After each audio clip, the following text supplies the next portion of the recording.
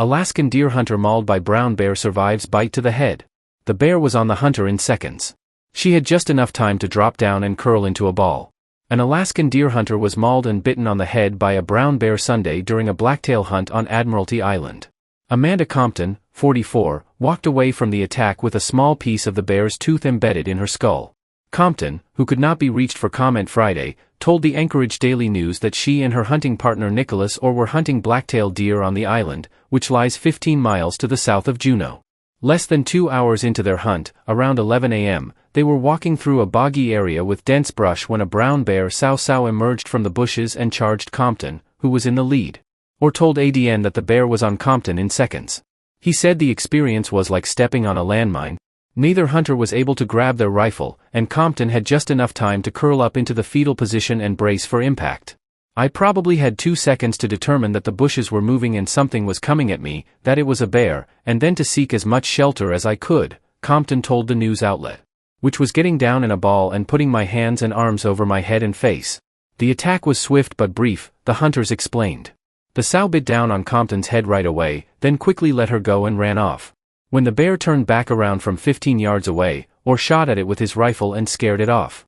He then noticed a cub in a nearby tree. Compton said that although the pair had an in-reach device with them, they decided not to use it. She was wearing a beanie at the time, so she couldn't see the extent of the damage to her head, and she was still able to walk.